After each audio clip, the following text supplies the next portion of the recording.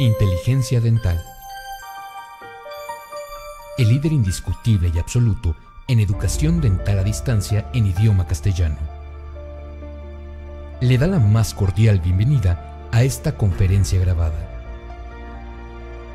Gracias a nuestros patrocinadores oficiales.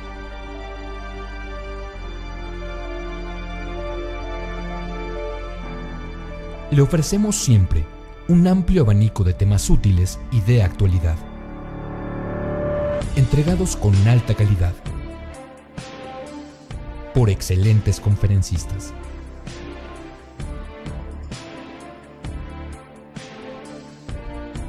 Es un placer recibirle en nuestras conferencias Webex en vivo por Internet, con sesión de preguntas y respuestas, o en nuestras conferencias grabadas disponibles en nuestro canal de YouTube.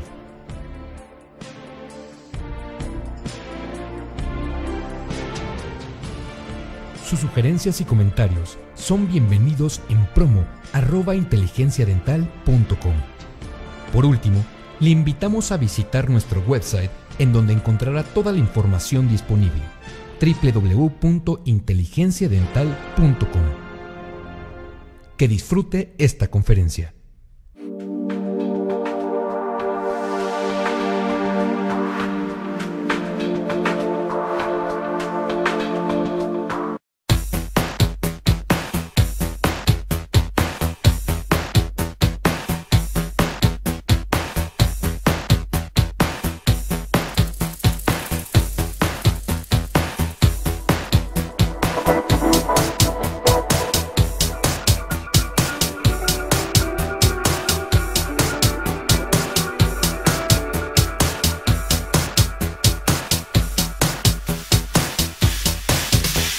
Quiero agradecer esta mañana la invitación a Inteligencia Dental y a la compañía Neodent por darme la oportunidad de participar con ustedes.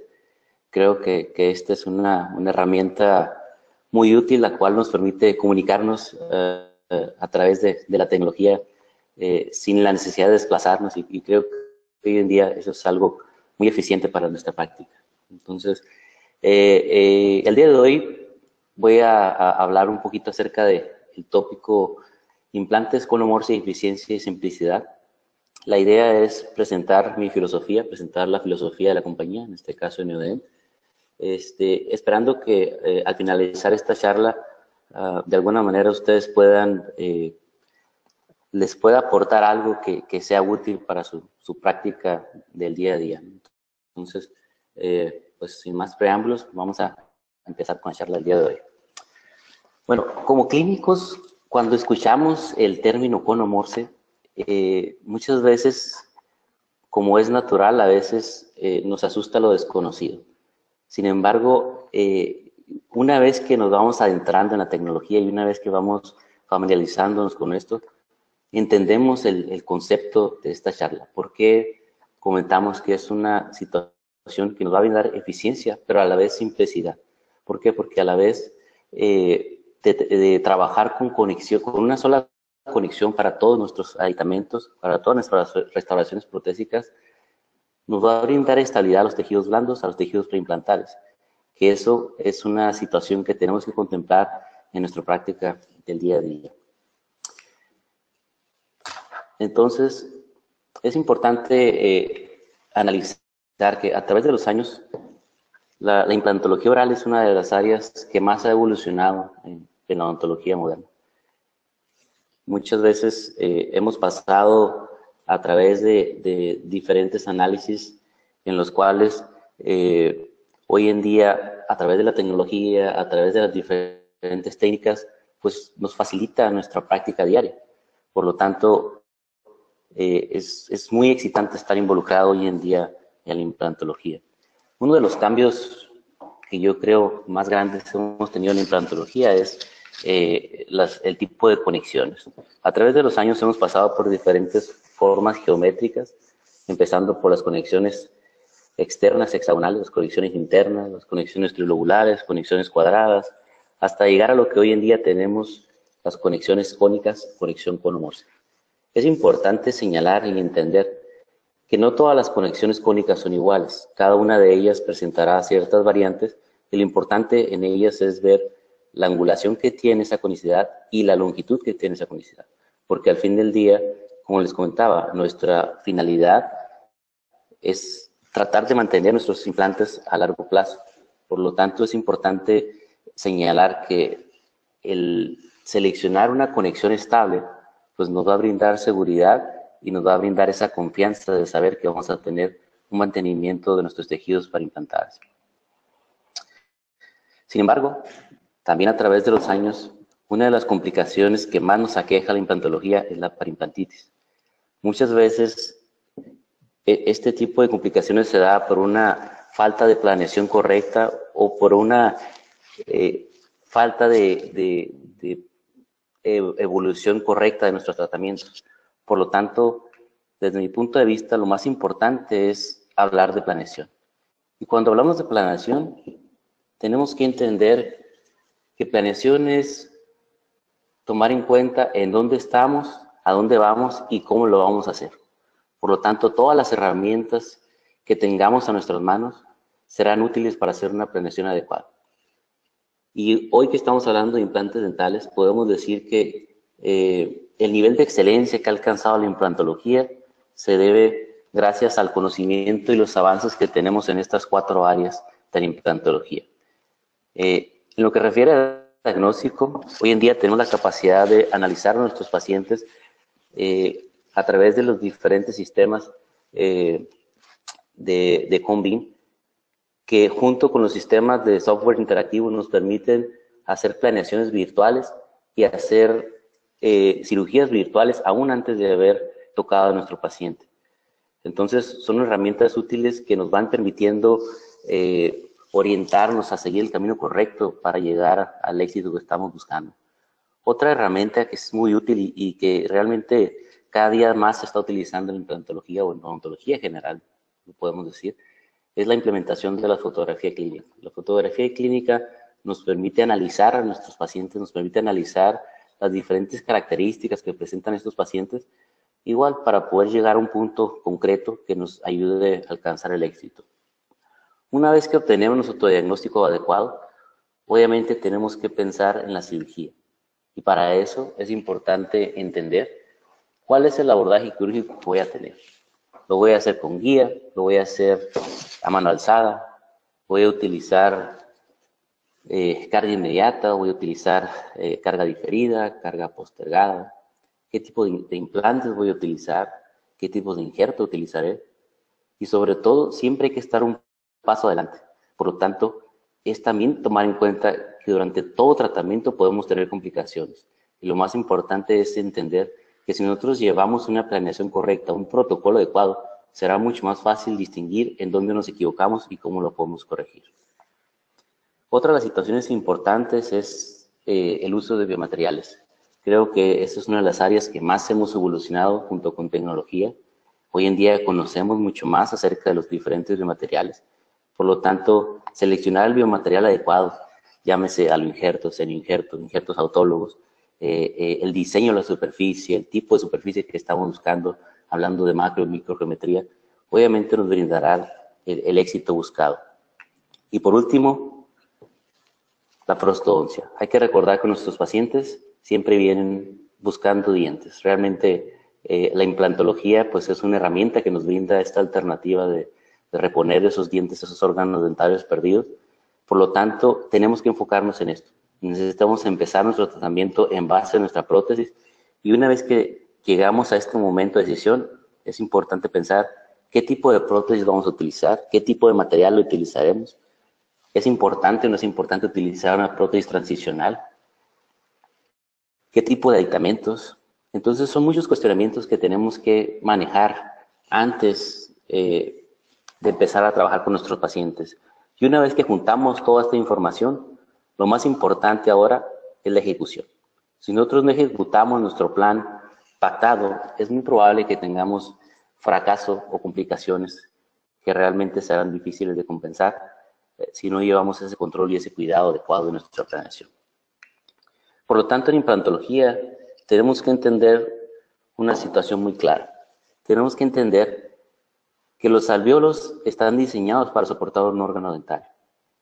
Por lo tanto, cuando ese órgano dentario se pierde, se sufrirán cambios dimensionales que podrán poner en aprietos a nuestro tratamiento. ¿Por qué? Porque empezaremos a perder volumen tanto de tejidos blandos como de tejidos duros y empezará a comprometerse el resultado final de nuestra restauración. Por lo tanto, es importante saber de dónde estamos y a dónde vamos.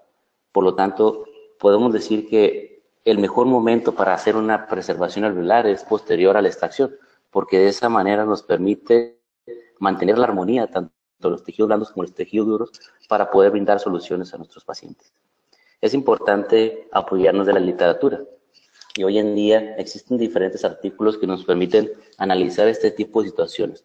Tomando en cuenta que la mayoría de ellos se basan en el sector anterior, pues hemos tratado de juntar un poco de nuestra casuística para poder aportar un poquito de evidencia que sea útil para la aplicación clínica. Entonces, como les comentaba, la mejor manera de preservar los tejidos es al momento de la extracción hacer una preservación alveolar que te va a ayudar a mantener esos alvéolos en las condiciones adecuadas, que posteriormente de unos meses, dependiendo del material de elección que tú hayas elegido, ya sea aloinjerto, serinjerto, combinaciones, con membranas reabsorbibles, membranas no reabsorbibles, es un tema que realmente nos puede llevar mucho tiempo y que es decisión clínica a seleccionar el material adecuado, pero que al final del día nos brinda estabilidad a los tejidos y nos brinda la capacidad de regresar y hacer procedimientos como el que vemos aquí, procedimientos mínimos invasivos en el cual a través de una cirugía flapless podemos colocar un implante en el sector anterior, en una zona previamente injertada. Cuando hablamos de selección de materiales, de selección de implantes en este caso, tenemos que considerar diferentes situaciones. En este caso, siempre que nosotros trabajamos en una zona injertada, una zona regenerada, estamos trabajando de alguna manera en un alveolo con una calidad ósea muchas veces tipo 3, tipo 2. Por lo tanto, es una situación que estamos tratando de compensar porque tenemos cierta desventaja por la calidad del tejido que estamos trabajando. Por lo tanto, si nosotros implementamos la utilización de diseños de implantes que nos permitan mejorar la estabilidad primaria y superficies, tratamientos de superficies que nos permitan mejorar la estabilidad secundaria, pues al final tendremos resultados excelentes que nos brindarán un perfil de emergencia adecuado y una estabilidad de los tejidos preimplantarios adecuado, que al final de cuentas es lo que buscamos. Nuestros pacientes buscan restauraciones y, como les comentaba, los implantes solo es un medio para obtener esa restauración que estamos buscando. Y obviamente el mantenimiento a largo plazo se dará a través de una buena ejecución de nuestra planeación y un buen mantenimiento de estos tejidos preimplantarios. Otra alternativa que tenemos después de las extracciones, obviamente, son los implantes inmediatos. Les comentaba, todo esto es con la finalidad de tratar de compensar y corregir los defectos que pueden ocurrir después de la pérdida de los órganos dentarios. Entonces, uno de los procedimientos utilizados actualmente en implantología es la colocación de implantes inmediatos.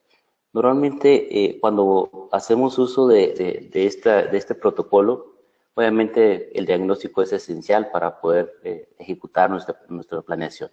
Por lo tanto, tenemos que analizar la situación clínica de cada paciente y ver si es factible poder obtener esa estabilidad primaria que nos va a brindar posteriormente una estabilidad secundaria, y de ahí podremos tener o continuar con nuestro tratamiento para posteriormente trabajar en la restauración final. Entonces, cuando hablamos de órganos dentarios extraídos, hoy en día uno de los tópicos más importantes que tenemos es que es una fuente muy grande de huesos que podemos tener.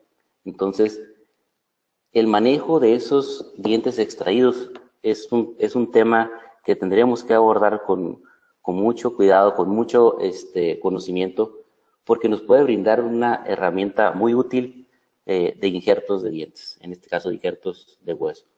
Lo podemos manejar de diferentes formas. Una vez extraído el diente, podemos prepararlo, podemos obtenerlo en forma de bloque, según los defectos que tengamos. Lo podemos manejar en este caso como en forma de bloque para una técnica de anillo, lo podemos manejar en forma de bloque para tratar de compensar dos situaciones. Dependiendo del tiempo de desmineralizado, nosotros podemos utilizarlo como una barrera, como una membrana, tal como una membrana, porque al desmineralizar el diente exponemos completamente el colágeno que tiene el diente, pero también podemos utilizarlo como mantenedor de espacio. En casos donde hemos perdido una o más paredes y queremos tener ese mantenimiento de espacio para que nos brinde una regeneración adecuada.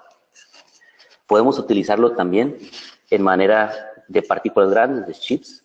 En algunos procedimientos, como elevaciones de seno, ocupamos partículas un poco más grandes que retrasen un poco el tiempo de reabsorción para poder tener una regeneración adecuada.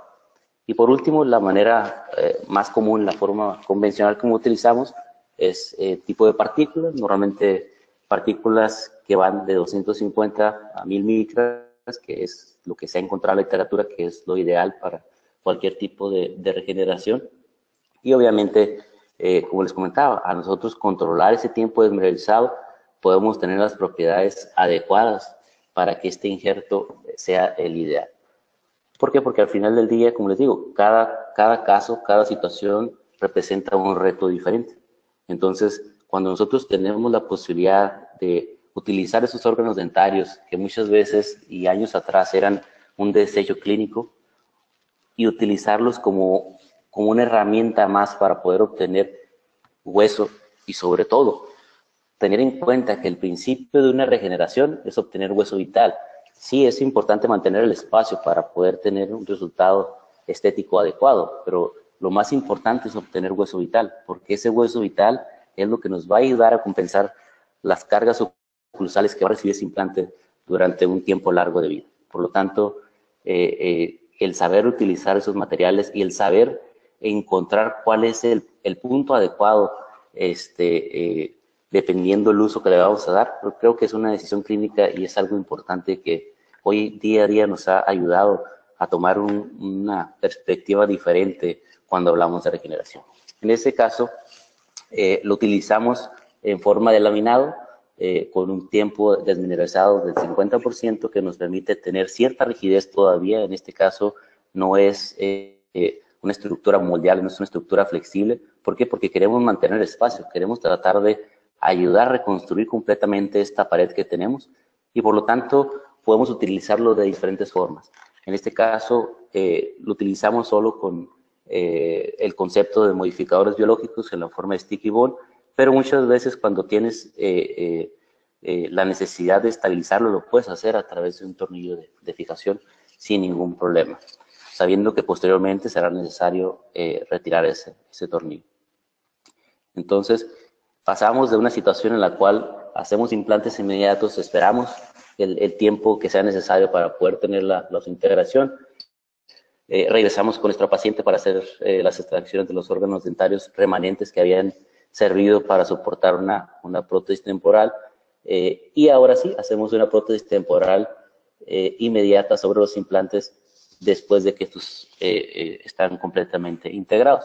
Y pasamos ya a situaciones pues mucho más adecuadas para el paciente, en la cual recuperamos otra vez su dimensión vertical, recuperamos su estética, su fonética, y ya el paciente se siente mucho más cómodo en este momento.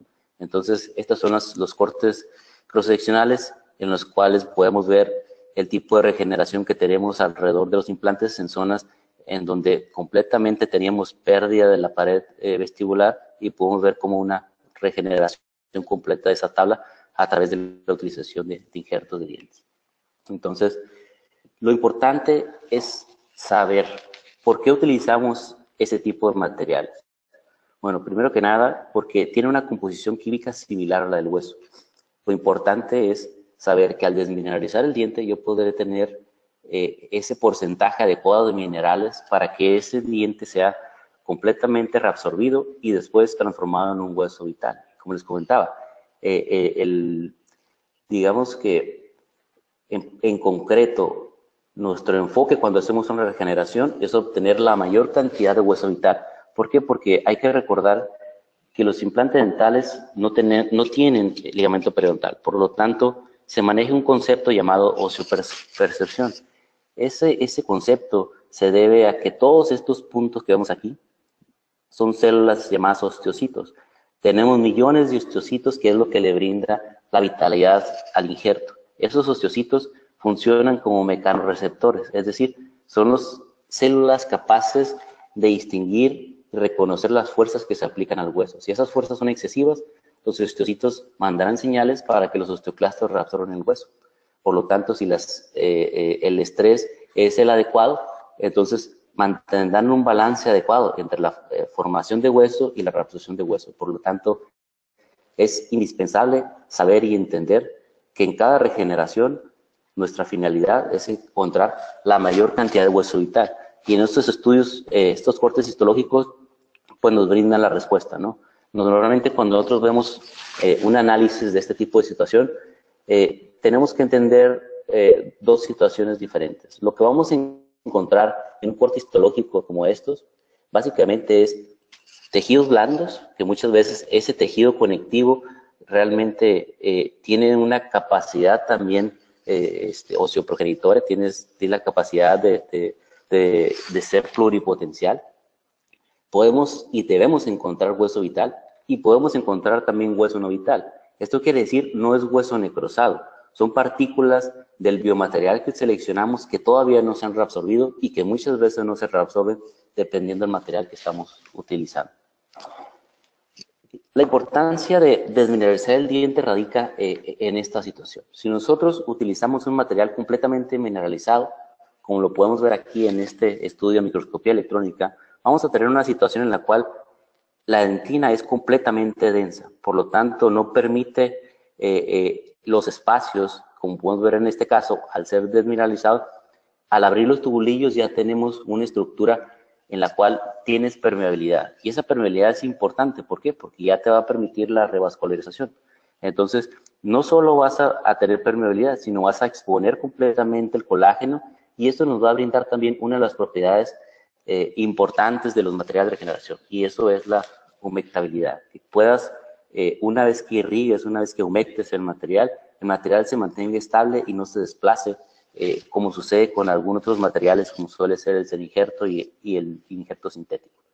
Y si nosotros lo vemos a un aumento mayor, podemos ver las diferencias estructurales que podemos encontrar en una dentina no desmineralizada y una dentina desmineralizada. Por lo tanto, esto es muy similar a una estructura ósea. Entonces ya encontramos dos situaciones por las cuales utilizamos los injertos de dientes, porque es una composición química similar al hueso y porque su estructura es muy similar también a la del hueso. Entonces, en este tipo de análisis podemos observar cómo, dependiendo del tiempo desmineralizado, podemos encontrar una menor o mayor cantidad de exposición de colágeno. Entonces, la pregunta sería, ¿cuál es el tiempo adecuado para desmineralizar el diente? Y la respuesta es sencilla, es qué tipo de procedimiento vas a hacer y obviamente cómo quieres utilizar este tipo de material que te puede ayudar a corregir cualquier tipo de situación que se te presente. Entonces, regresando a nuestro caso clínico, después de haber utilizado los implantes inmediatos, después de una fase transicional, pues llegamos a una restauración final en la cual regresamos la armonía, tanto dentofacial de nuestro paciente, nuestra armonía otra vez oclusal, su sonrisa adecuada, a través de la elección de los materiales correctos, a través de una técnica adecuada y obviamente el éxito de nuestro tratamiento pues va a depender de la satisfacción de nuestros pacientes, ¿no? Entonces, hoy hemos hablado de preservación anular, hemos hablado de implantes inmediatos y otra de las técnicas que existe y que cada día está utilizándose con mayor frecuencia para tratar de mantener esa armonía de los tejidos después de una extracción es la técnica de socket shield, o también conocida como técnica Root Movement Therapy. Esta técnica se basa en el principio de que al dejar una parte, un fragmento del órgano dental, mantendremos la inserción del ligamento periodontal, mantenemos la inserción de las fibras periodontales, por lo tanto, de alguna manera estamos engañando al cuerpo, estamos engañándolo, diciéndolo que todavía el diente está presente, y de esa manera evitar esos cambios dimensionales que ocurren después de una extracción. Entonces, la técnica es una técnica sensible, realmente pues existen cada día más diferentes estudios, sobre todo histológicos, que la respaldan. Sin embargo, yo siento que todavía necesitamos ir aprendiendo y mejorando nuestra técnica, porque a través de los años, que realmente es un periodo como de 10 años que se ha venido manejando esta técnica, se han venido manejando diferentes modificaciones, sobre todo tratando de tener el mejor resultado predecible. Que si el remanente de diente tiene que estar a nivel de hueso, que si tenía que estar un poquito subgingival, que si lo hacemos en forma de C, que si tiene solo la porción vestibular, todo ese tipo de situaciones, como les comento, cada día pues tenemos más estudios, más análisis. Por lo tanto, es importante saber que es una alternativa, mas sin embargo es una alternativa que siento que poco a poco la iremos implementando en nuestra clínica, pero sin embargo yo creo que no es mi elección o no es mi tratamiento de primera elección, porque sigue siendo una técnica sensible que si no tienes esa curva de aprendizaje adecuada, te podrá llevar a situaciones catastróficas que podrán muchas veces comprometer nuestro resultado final, ¿no? En este caso no fue así, en este caso pudimos obtener el éxito deseado a pesar de diferentes circunstancias, y obviamente, como podemos ver en esta imagen, los resultados finales son excelentes. Tenemos un mantenimiento de los tejidos implantarios, una buena integración de nuestra restauración, y esto nos brinda la seguridad de que tenemos un tratamiento predecible a largo plazo. Sin embargo, al principio de la charla hablaba de que muchos de los estudios se enfocan en los cambios dimensionales en el sector anterior. Pero ¿qué pasa en el sector posterior? Tenemos el mismo proceso de reabsorción, tendremos los mismos resultados. Y bueno, les presento aquí un estudio preliminar que estamos haciendo, en el cual no era básicamente nuestro enfoque inicial. Nuestro enfoque inicial fue estudiar la capacidad de los injertos de diente para poder valorar su vitalidad. Pero al hacer un análisis previo de los estudios tomográficos y un análisis posoperatorio después del proceso de regeneración, pues nos dimos cuenta de esta circunstancia. Y claro, hay que tomar en cuenta una situación, que normalmente hablamos nosotros que después de la extracción vamos a tener cambios dimensionales, pero muchas veces también, aún con la presencia de los órganos dentarios, podemos tener cambios dimensionales. ¿Por qué? Porque algún tratamiento endodóntico fallido, con alguna fractura o alguna lesión, empezamos a tener pérdida de hueso. Por lo tanto, desde ese momento ya empezamos a sufrir cambios dimensionales. Y si el protocolo, el proceso de extracción no es el más atraumático posible, obviamente esos se verán incrementados, ¿no? Entonces, en nuestro estudio preliminar encontramos esta situación. Aquí les presento solo 4 casos, en los cuales 3 de ellos eran superiores, 1 inferior, pero podemos ver cómo esos cambios dimensionales varían. Estos cambios ahora son más significativos en sentido vertical, y esto pudiera ser por la posición anatómica. Esto podría ser por la presencia del seno maxilar, el cual al hacer la extracción se neumatiza y podemos tener una pérdida en sentido vertical, pero también sucedió lo mismo a nivel mandibular. Entonces, el resultado de esto es una pérdida que varía desde 0.3, que es la menor, hasta 3.1 de pérdida vertical, y que en sentido horizontal puede variar de 0.3 hasta 1.8. O sea, realmente aquí la situación es diferente. Claro, tendremos tablas mucho más gruesas que en el sector anterior. Como les comentaba, tenemos la presencia del seno maxilar, igual tenemos la presencia del canal del dentario. Por lo tanto, el manejo del sector posterior obviamente será muy diferente al sector anterior. Sabemos que aquí no hay un compromiso estético, sin embargo, nuestro enfoque será el mantener la mayor cantidad tanto de tejido blando como de tejido duro alrededor del implante para poder ser predecibles en nuestros tratamientos. Entonces, ¿cómo lo haremos? ¿Cómo manejaremos este tipo de circunstancias? Bueno, tenemos aquí un caso, un paciente masculino de 43 años de edad, el cual se presenta a nuestra clínica en esta situación. Presenta todavía algunos restos de algunos órganos dentarios, una encía bastante inflamada, algunos dientes pues en condiciones pues ya bastante delicadas, que presenta una apiñonamiento de los dientes anteriores, y por lo tanto tenemos que nosotros analizar a este paciente y decidir cuál es el mejor protocolo, cuál es la mejor alternativa que nosotros podemos ofrecerle a este paciente, tomando en cuenta que si nosotros hacemos una preservación alveolar, aún así tendremos cambios dimensionales. Entonces, es importante analizar radiográficamente a este paciente después de la valoración clínica para poder identificar cuál es la situación y ante qué complicaciones podemos trabajar. Entonces, en este caso, igual decidimos hacer tratamientos de implantes inmediatos en los cuales, una vez realizadas las extracciones, utilizamos esos órganos dentarios para procesarlos, para poder utilizarlos como injerto. Previo a ese tratamiento, o posterior a ese tratamiento, perdón, realizamos el curetaje, la limpieza de los alvéolos, que eso es una parte crítica que tenemos que entender. Normalmente cuando hacemos extracciones tenemos que curetear, tenemos que limpiar, tenemos que eliminar todo ese tejido que queda adherido a las paredes del alvéolo. Y una de las técnicas más adecuadas para hacerlo es con la tecnología ultrasónica, con los instrumentos piezoeléctricos, porque al final del día nos brindan una capacidad bactericida y sobre todo nos permiten trabajar en alvéolos mucho más limpios, con un control del sangrado adecuado, y nos permiten visualizar nuestro lecho receptor. Una de las situaciones que yo hoy en día he implementado en mi clínica es la utilización de estos pines que son genéricos, pero que me permiten realizar un procedimiento quirúrgico basado en mi restauración. ¿Esto qué quiere decir? Estos pines vienen en diferentes medidas que van desde 6 milímetros a 12 milímetros, y es importante tomar en cuenta la zona que estamos trabajando.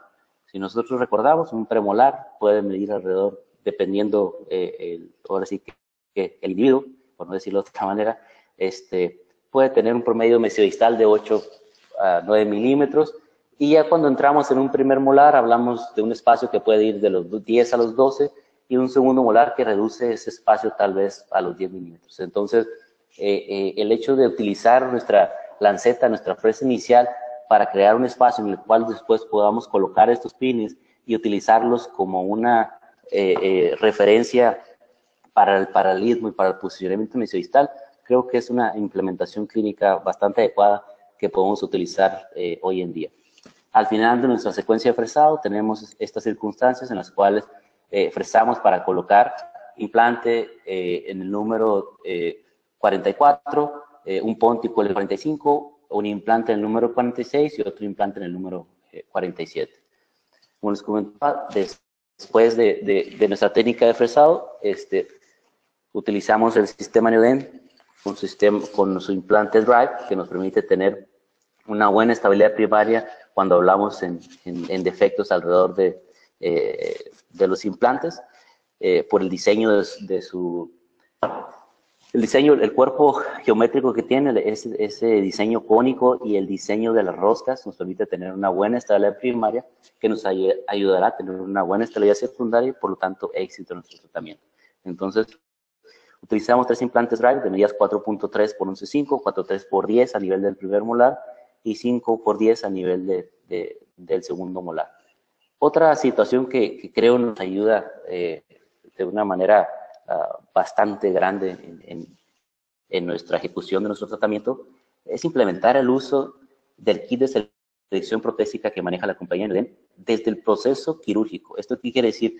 Al momento de que yo coloco mis implantes, puedo colocar el kit de selección protésica para determinar cuál es el aditamento que voy a utilizar en mi restauración. No quiere decir que voy a hacer carga inmediata, a pesar de que este implante me permite tener una estabilidad primaria adecuada. No todos los casos son para eso. Si nosotros no podemos tener un control de nuestro paciente para poder desarrollar una prótesis provisional, pues lo importante sería a lo mejor hacerlo en una sola fase colocando cicatrizales, pero desde la fase inicial el uso de este kit nos permite determinar cuál va a ser el tipo de aditamento que vamos a utilizar.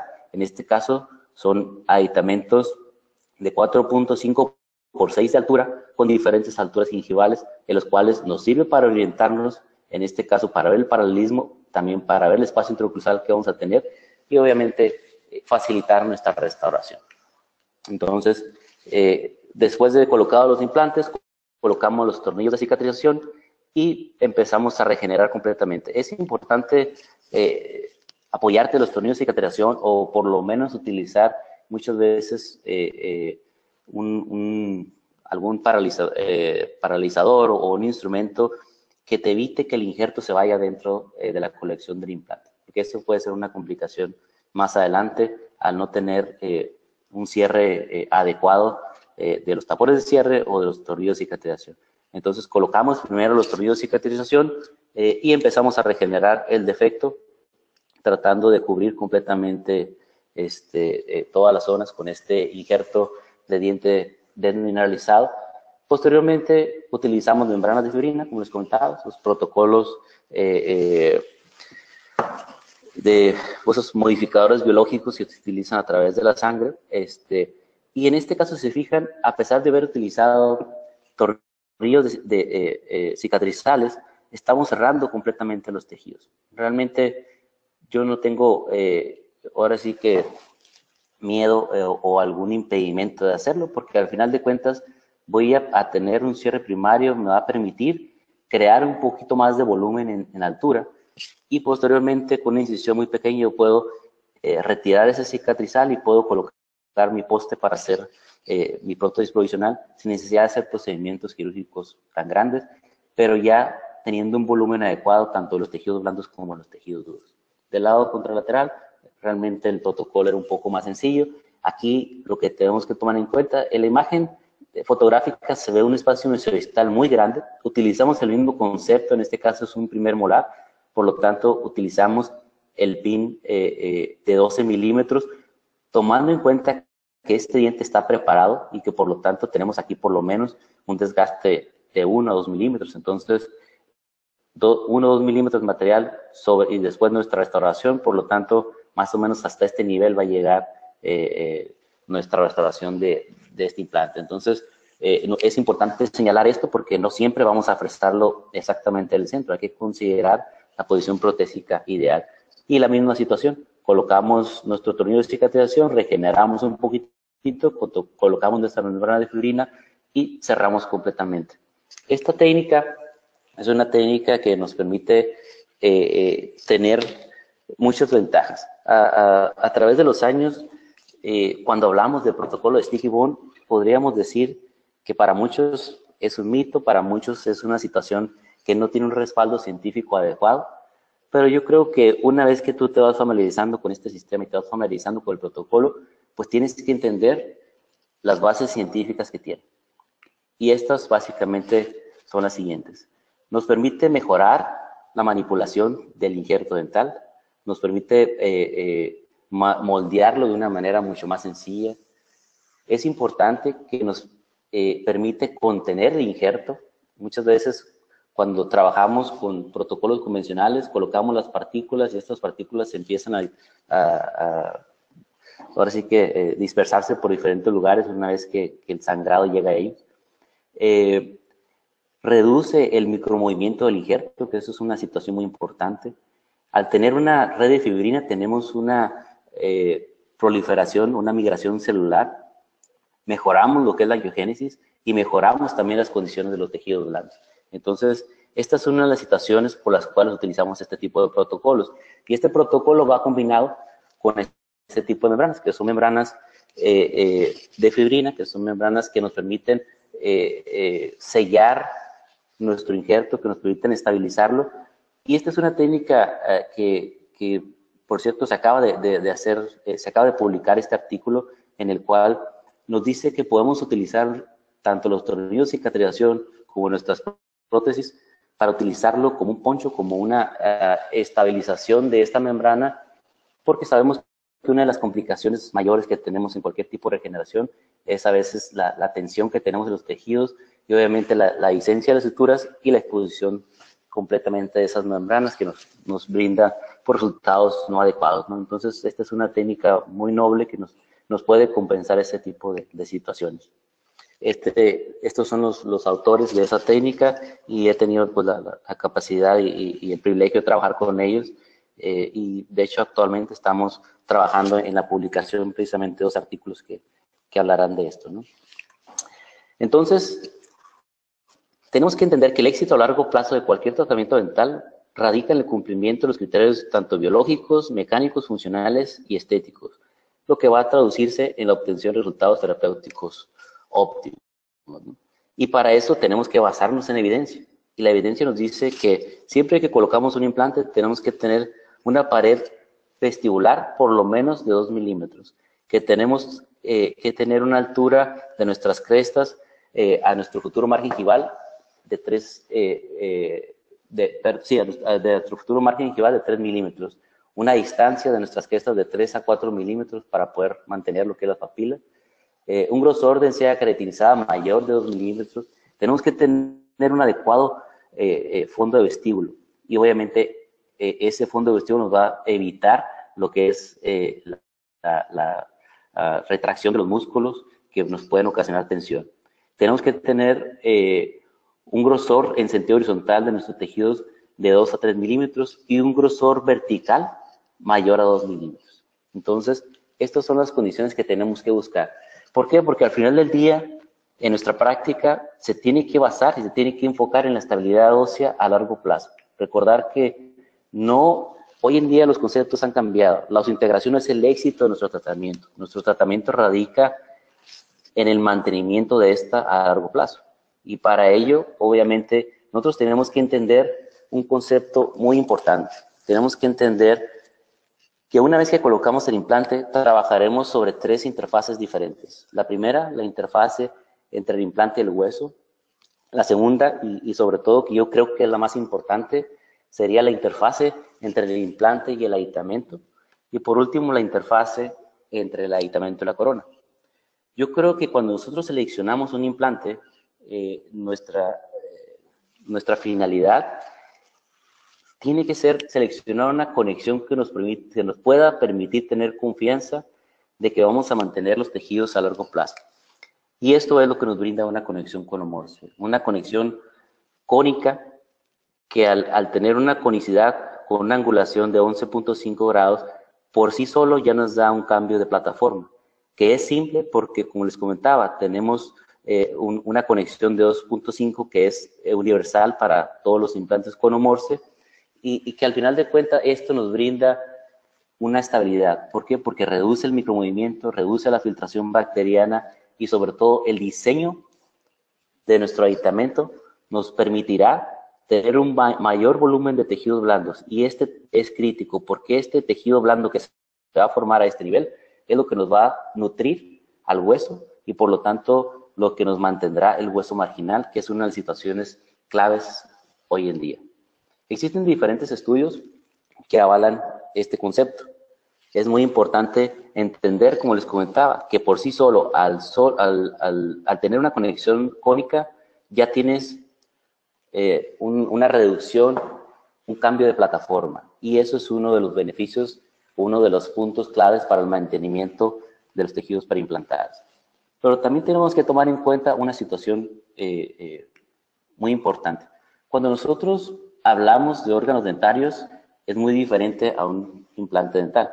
Y una de esas situaciones es la formación del epitelio de unión. Y esto es bien importante porque al final de cuentas es una barrera que protege a los tejidos internos, en este caso el hueso, el implante, y que nos permite también tener ese intercambio. En esta zona, en este epitelio vamos a tener proteínas, vamos a tener células que se encargan de controlar la filtración bacteriana, células inflamatorias.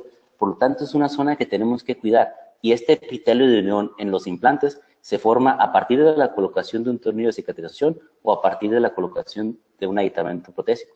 Por lo tanto, el concepto de one abutment, one time significa reducir las veces que desconectamos estos aditamentos, ya sean cicatrizales o aditamentos protésicos, para permitir que estas fibras se adhieran completamente aquí a este aditamento y evitar recesión, porque si no vamos a tener una migración del epitelio y vamos a empezar a tener pérdida de hueso a nivel crestal. Entonces, es una situación clínica que tenemos que considerar. Entonces, También es importante considerar que los implantes son mucho más susceptibles a cargas oclusales en comparación que los dientes naturales, que las complicaciones mecánicas como el aflojamiento de los tornillos y las fracturas son algunas de las situaciones específicas de los implantes, y que la causa primaria de la preimplantitis, algo de lo que hablábamos al inicio, son las cargas excesivas o sobrecargas oclusales.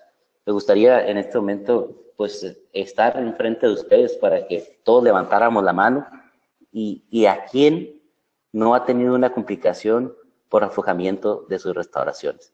Y yo creo que esto es uno de los conceptos, una de las filosofías de Neodent que vienen a transformar y vienen a cambiar la forma de ver y la forma de trabajar en nuestra clínica diaria.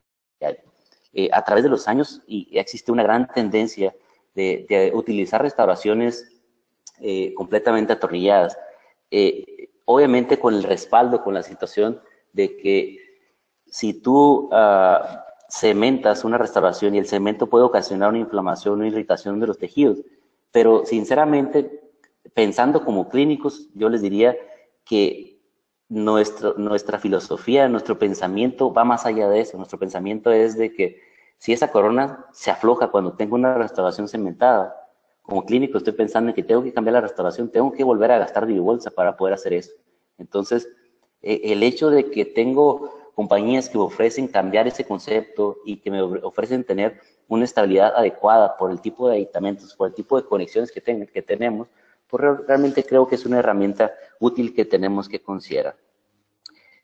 Es importante entender que existe una gran diferencia entre lo que es un diente natural y lo que son los implantes dentales. Como hablamos, existen diferentes interfaces que tendremos que ir valorando, pero estos son algunos de los puntos que tenemos que tomar en cuenta. Lo primero que nada es que, como les comentaba, al no tener ligamento periodontal, no tenemos propiocepción, por lo tanto, ahora hablamos de un concepto de ociopercepción. Otra situación también que tenemos que tomar en cuenta es que un diente natural puede controlar esas facetas de desgaste, a veces esa fricción que tenemos, ocasionando esas facetas de desgaste, ocasionando afracción. Cuando en un implante lo que vamos a tener es fractura de porcelana y muchas veces aflojamiento de los tornillos. Lo que va a suceder es que en un diente, cuando tenemos una presión excesiva, vamos a tener un incremento de la lucidez a nivel del elemento periodontal. En un implante vamos a tener pérdida de hueso a nivel crestal. Por lo tanto, son situaciones muy diferentes, son situaciones que tenemos que tomar en cuenta para poder analizar y poder tener éxito en lo que estamos haciendo. Por último, vamos a hablar de un caso clínico. Este caso clínico es una paciente sexo femenina, maestra de profesión, la cual presenta a nuestra clínica en estas condiciones. Obviamente podemos observar algunas facetas de desgaste, algunas afracciones, desviación de la línea media, pero lo más importante está a este nivel. Podemos ver cómo están completamente extruidos los órganos dentarios, casi invadiendo el espacio del antagonista. En este caso, al hacer un análisis lateral, vemos estas situaciones. Aquí no hay espacio alguno para hacer una restauración, tanto a nivel de maxilar superior como maxilar inferior. Y también nos damos cuenta que son unas zonas recientes de extracción, por lo cual, tenemos que analizar radiográficamente a nuestro paciente para poder determinar cuál es el protocolo adecuado. Entonces, hacemos uso de la tecnología, tomando en cuenta los conceptos que hemos venido hablando a través de esta charla, en el cual la importancia de los cambios dimensionales que van a tener los alvéolos después de la extracción, y podemos ver aquí que realmente tenemos situaciones pues bastante comprometidas, zonas con defectos bastante grandes y también obviamente pues zonas comprometidas protésicamente. Entonces, en nuestro análisis inicial, nuestra propuesta inicial era colocar implantes. En este caso se manejaría de una forma diferida. La paciente tenía alrededor de un mes y medio de haberse realizado las extracciones. Creíamos que ese momento era el adecuado. ¿Por qué? Porque ya teníamos la formación de tejidos blandos y podíamos ver en las imágenes anteriores, ya teníamos casi un proceso de maduración completo de los tejidos blandos, y pensábamos que si esperábamos más tiempo íbamos a tener una reabsorción bastante severa que se iba a comprometer el resultado final. Entonces, tomando en cuenta los protocolos que hacemos y con la selección del implante ideal, procedemos a hacer extracciones, en este caso de los órganos dentarios, número 48 y número 18, para procesarlos y poderlos manejar como injerto, haciendo uso de la tecnología. Básicamente juntamos la tecnología DICOM con la tecnología STL para poder obtener una guía quirúrgica que nos permitirá tener una posición protésica adecuada. Y es importante cuando hablamos de este tema es reconocer que es una ventaja y es una buena alternativa a trabajar con este tipo de protocolos, mas sin embargo pueden existir ciertas situaciones también de complicación. No estamos exentos de ello y por lo tanto el cómo lo implicamos o cómo lo implementamos en nuestra clínica es una parte importante. En este caso utilizamos un protocolo flapless. Realmente las condiciones no lo permitían, más sin embargo, después de la colocación de los implantes, después de los cicatrizales, hacemos una incisión para hacer un acceso tipo túnel, el cual nos permita regenerar o hacer una pequeña cirugía que nos permita brindar un mejor contorno, un mejor volumen a los tejidos, tomando en cuenta que en este tipo de procedimientos la parte más crítica es el manejo del periósteo, porque ese será nuestra membrana. Realmente no utilizaremos ninguna membrana a ese nivel. Entonces, tenemos que hacerlo cuidadosamente para debridar el periósteo sin dañarlo. Esta fue la situación inicial. Les comentaba al inicio que a pesar de utilizar guías quirúrgicas, siempre podemos tener también complicaciones si no lo utilizamos de la manera correcta. Y podemos ver este implante. Esta fue una situación en la cual mi error fue realmente hacer la técnica de fresado primero del segundo cuadrante, coloqué los cicatrizales y posteriormente con los cicatrizales de la regeneración coloqué la guía de nuevo sin asegurarme el asentamiento correcto. Por lo tanto, el asentamiento no era como el que yo había planeado y terminé colocando el implante distal. Yo creo que aquí con la misma con las mismas, digamos, alternativas que me brinda la compañía, pude haber solucionado este problema, pero me confié de la guía y no tomé radiografías. Eso fue mi error, pero creo que lo pude haber solucionado fresando un poco más en medio, en ese alveolo, utilizando en este caso un implante Titamax expansivo que a lo mejor me hubiera ayudado a cerrar ese lecho que yo había preparado, pero al final de cuentas no lo hice y lo solucioné con un aditamento angulado. Pero realmente son situaciones clínicas importantes que, como les comentaba desde un inicio, a veces el tener en cuenta pues las posibles complicaciones y cómo resolverlas, pues es una parte crítica de lo que hacemos. Como les comentaba, habíamos contemplado tratar de aventurarnos y restaurar endodónticamente y después protésicamente con una restauración tipo overlay, tipo coronas, ¿cómo le llaman?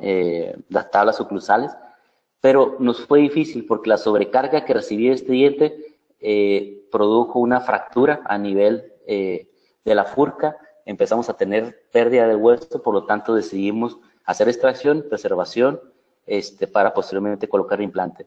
Y no estábamos a gusto, no estábamos conformes con el diseño de esta restauración, porque al final de cuentas era una restauración que, aunque estábamos en el sector posterior, era una restauración, pues digamos, muy fea. No tenía forma de un diente natural por el espacio limitado que teníamos con el antagonista. Por lo tanto, hablamos con nuestra paciente y le ofrecimos también mejor extraer este órgano dentario para poder colocar un implante un poco más profundo y crear el espacio interoclusal adecuado que nos pudiera brindar una restauración pues estética y más funcional a este nivel. Entonces, es lo que hicimos. Posteriormente a las extracciones, el mismo protocolo, procesamos el diente, lo manejamos para rellenar el defecto post-extracción, para trabajar alrededor de los implantes, y esta es la situación a los 3 meses. Tenemos nuestra colocación de los 8 implantes con el concepto One Abutment, One Time. Lo que significa es que colocamos el aditamento, este aditamento ya no se vuelve a remover de la boca para permitir esa inserción epitelial y para permitir esa estabilidad de los tejidos. Por lo tanto, nuestras restauraciones van a ser ahora a través de un transfer de un muñón universal. Es decir, colocamos nuestros aditamentos, utilizamos este transfer que es específico, codificado para el tipo de aditamento que utilizamos. Recordar la simplicidad del sistema. Tenemos aditamentos de 3.3 que pueden variar con diferentes alturas gingivales y que puedes tenerlo a una longitud de 4 milímetros, una altura, perdón, de 4 o de 6 milímetros. En este caso es un aditamento de 4.5, igual con diferentes alturas gingivales y en este caso alturas de 4 milímetros. Lo colocamos en boca, posteriormente tomamos nuestra impresión con materiales, con los, en este caso, con nuestros materiales de impresión, colocamos nuestros análogos y posteriormente procedemos a correr nuestro modelo. Y esto es una manera muy simple, muy sencilla de trabajar, porque esto es lo que hemos venido trabajando a través de los años. Esta es la ontología convencional, como si estuviéramos impresionando un muñón de un diente natural. Una vez que tenemos esto, pasamos a nuestras restauraciones en las cuales podemos ver, pues, recuperación un poquito de la dimensión vertical, recuperamos también los espacios perdidos, con un contorno de los tejidos de una manera adecuada y con con un resultado adecuado en el cual nos brindó otra vez armonía y función a nuestro paciente. Pues con esto yo termino el día de hoy. Espero que esta charla pues haya sido productiva para todos ustedes, no sin antes concluir con esta situación. Yo creo que tenemos que entender el concepto de responsabilidad.